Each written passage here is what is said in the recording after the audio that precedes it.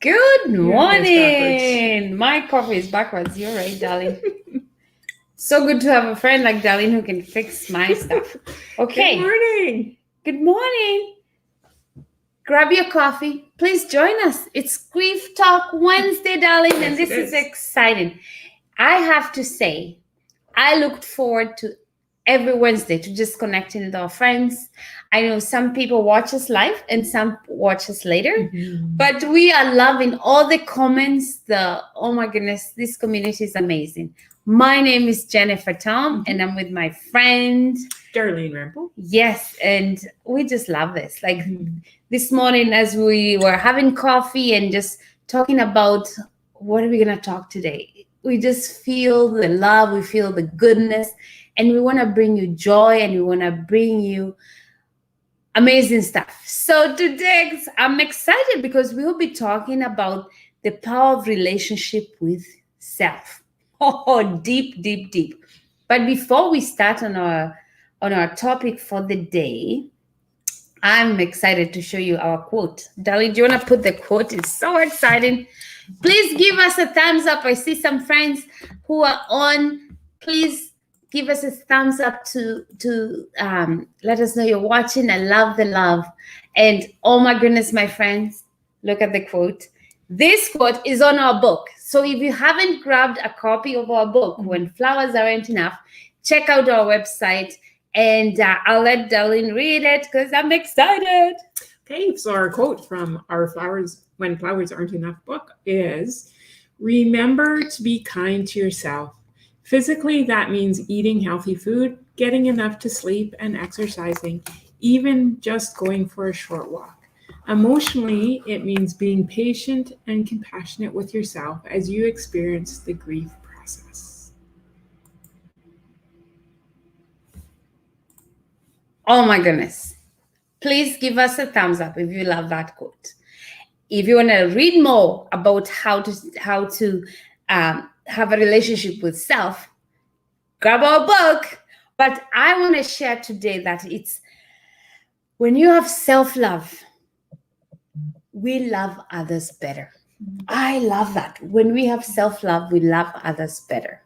So we are going to post our question on our chat here, and that will be our theme for today. So what does self-love mean to you? I have to share that I belong to a group called Growth Day by Brendan Bichard. I share all the time about this guy. I learned from him. He brings amazing coaches, mentors. And the other day he had this lady called Glow, and Glow was talking about self-love. And I love how she described, how do you know you have self-love? And she put it that, oh my goodness, we need to write self like SELF dash LOVE. And this is how she describes it. And this is our topic. And I thought this would be a good way, darling, to open about self-love. So the first thing is S. It means setting boundaries. Setting boundaries on people. That's so important. How many of us, give me a like, that if you've heard the quote from Jim Rohn that says you are the average of 5 people you spend the most time with. Those people shape your life. So setting boundaries, who are the people around you? I thought that would go very well with the people around you and setting those boundaries. I'm not even going to go there. It's self-explanatory. That's number 1. Set your boundaries. This helps us to have strong self-love. The next one is E. How many of us have ever eaten alone? So E means eat alone every now and then. I love that. I do that once a month often. I love it. I guess it's powerful when you eat alone. Let's say you go to a restaurant and you're alone, maybe grab a book or something. You get to know yourself. You get to know your style. You get to be present with yourself.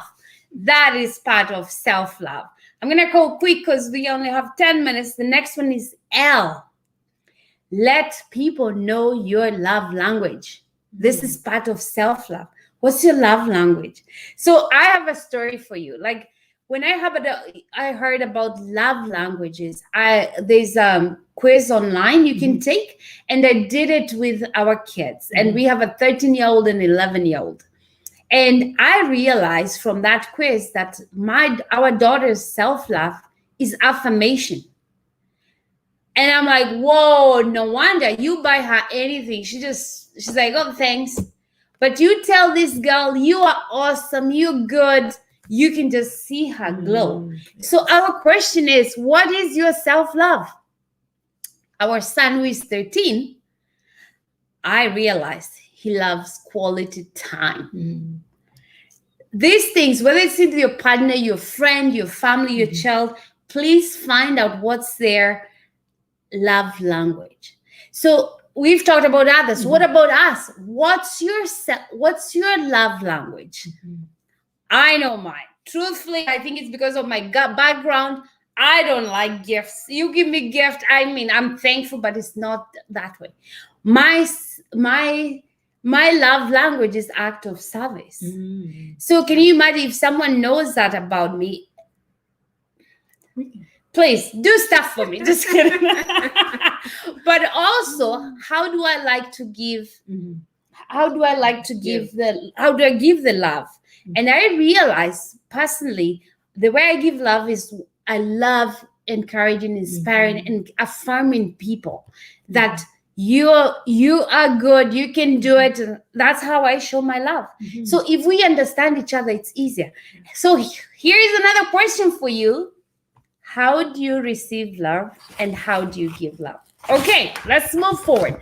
The next one is F. Free yourself from people pleasing. Oh my goodness. Glow mentioned that people who are people pleasers is because they grew up being, what do you call it? What's the word? Please remind me. Being criticized. It was never good enough. So you grow up with people saying, I need to please. So we need to free ourselves from people pleasing. If you're following me, please give me a thumbs up. Please share with us, how do you do self-love? Because all these definitions we're giving today helps us to grow and have that self-love. The next one is L. Learn what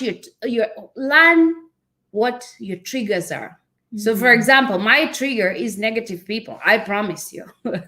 So every time, and that comes with boundaries. Anytime I hear or I'm in a conversation where people are a little negative, I either switch the subject or I leave. So that's my trigger. And I have a story about it, about negative people. Never mind. Story of another day. And O is own your role in every situation. Oh, wow. Yeah. Isn't that a good one? Like most times we like to blame. We say, oh, somebody did. Or you say, I told you so. That's my worst. I told you. We need to own in every situation. And let's go to V. What's V? Value the journey you've been on. You are not your past. We all have a past. We all have made mistakes. It doesn't matter. Embrace it. Value the journey you've been on. And last one is E. Oh, I love this. Embrace the most insecure aspects about yourself. Has someone ever told you something and you feel so insecure? So for example, when I was growing up, oh my goodness, somebody said I could not sing. So guess what? I'm very insecure with my singing. I only sing in my shower. But anyway, all this stuff is, if we can define all those things and understand them and connect and be intentional, that's how you get self-love with self. Oh, I love that. I'm going to print this and put it on my wall because I need a reminder every day. So today, my friend Darlene is here to take us from, okay, so how do you use this self-love, or how can you do self-love when you're grieving? Oh, darling, please help us to understand that. I love it. So caring for yourself and self-love is so important when you're grieving, because often we're overwhelmed. Yeah, I was just going to share a quick story. So, my mom, who's 92 years old, who has amazing genes, she has long life in her family, but she is struggling with dementia. And just over the last couple months, we've had just a really. She's had to move facilities. She's gone down. She's not the same person she was, and so our family's going through grief loss, and I'm going through that loss of that mom I used to have, and she's a different person now, and it's really been a struggle, and we've been overwhelmed. We've had to move her to a new facility that's 4 hours away, so we have to drive. We're only allowed 2 visitors. Restrictions are really hard, and it's really hard to go see her. So on Monday I was just feeling so down. I was just so sad, and just like that overwhelming feeling and not wanting to do anything. And so self-love again is just recognizing, oh, I was so sad. So Tuesday morning I got up and I started back into my routine. I got up early in the morning and I read my Bible, did some reflections, and just like cried, poured out my heart. I do that to God. That's my way of talking. That's my special person to talk to. And so I did that. And then I also just had this urge. I love riding horses. And so one of my things that's changed my life is to be able to go and ride horses. I've been blessed with horses and just people to ride with.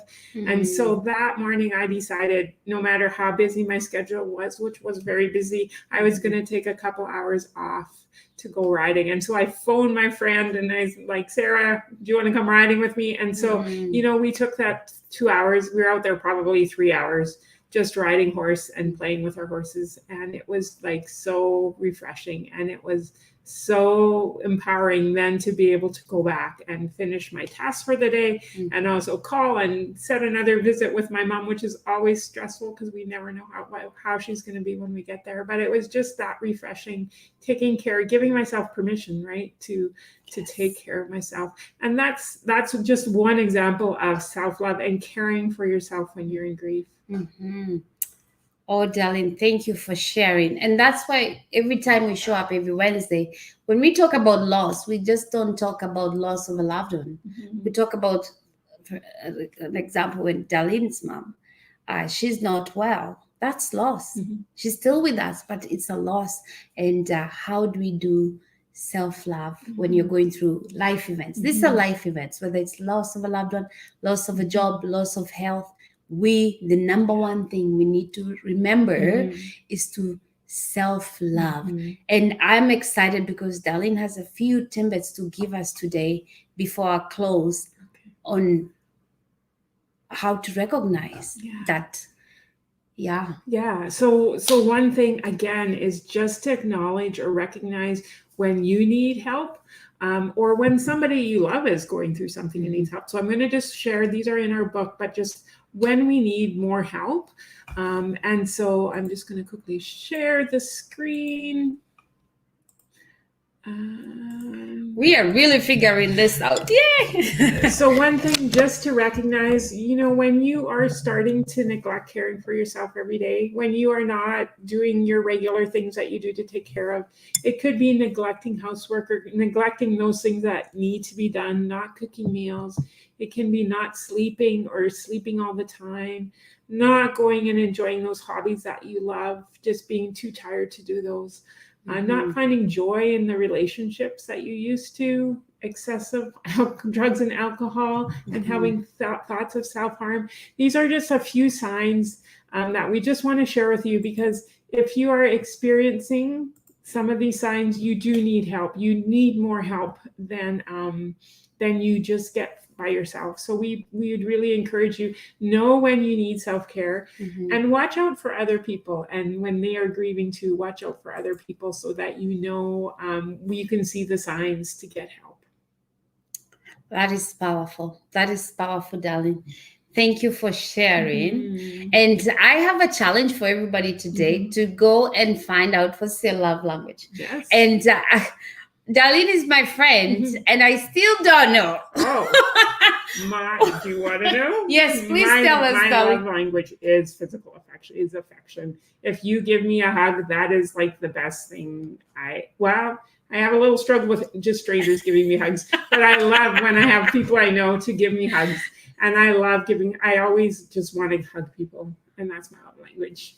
That is amazing, Darlene. Okay, so and I'm sure Darlene's husband is watching. Darlene needs more hugs, but thank you so much for tuning in. It's always a joy to show up and share these nuggets. Thank you for all our friends who are connecting with us, sharing our pages, sharing the nuggets we share, and we are just thrilled. Yes, and join us on. We have a new group. A new Facebook group book, Living Beyond Loss, and we'll put the link in the comments box. But join us and join our group, and where we connect often and have lots of nuggets. I love it. So cheers to you all, and we look forward to next Wednesday where we can have some coffee time. Connect with us.